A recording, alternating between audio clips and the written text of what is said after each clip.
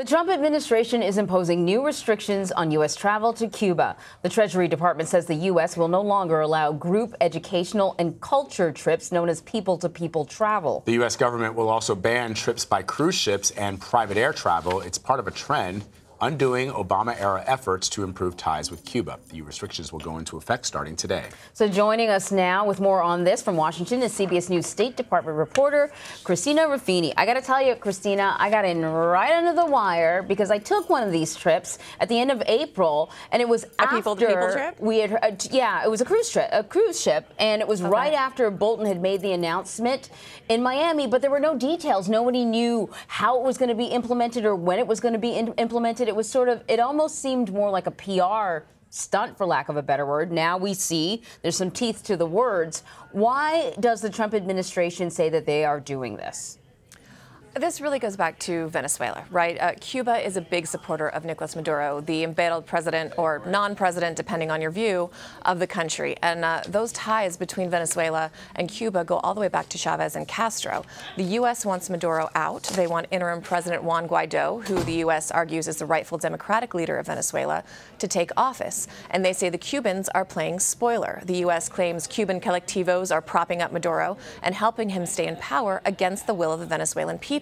And for that reason, it's finding any way it can to punish the Cuban government, including going after American tourist dollars. So it's a very different policy, as we just said, Christina, than the one that we saw under President Obama.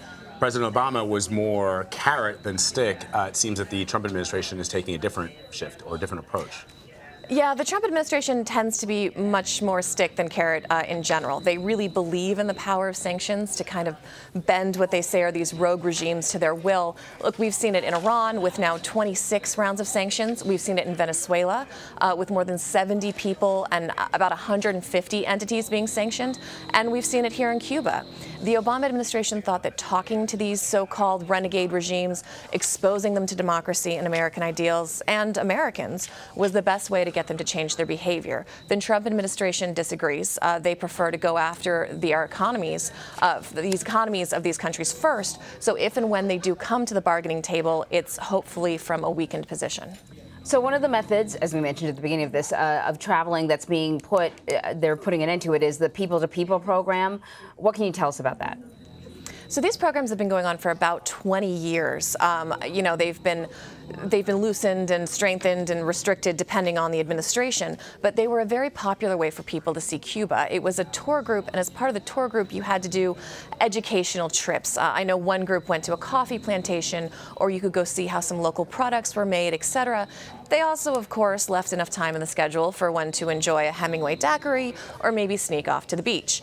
The State Department yesterday called that, quote, veiled tourism and said it will no longer be allowed.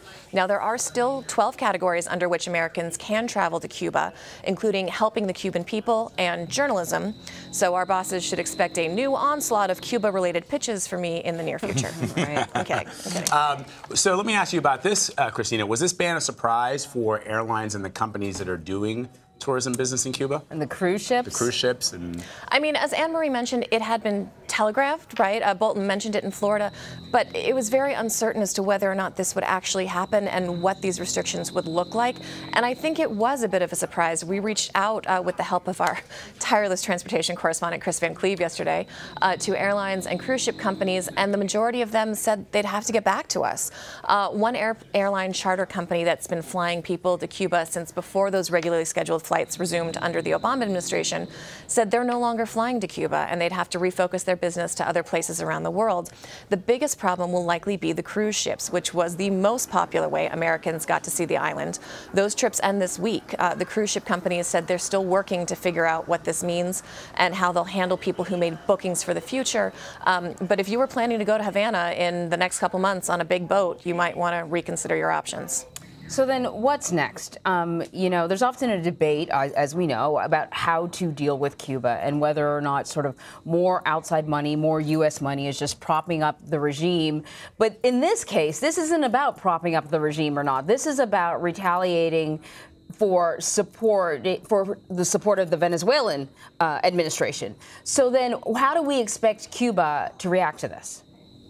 Well, the argument is that the regime supports Venezuela. So if you're going after the regime, you have to go after their finances. And there are so few revenue sources for the Cuban government right now. One of the only ways they are staying in power is through tourism dollars.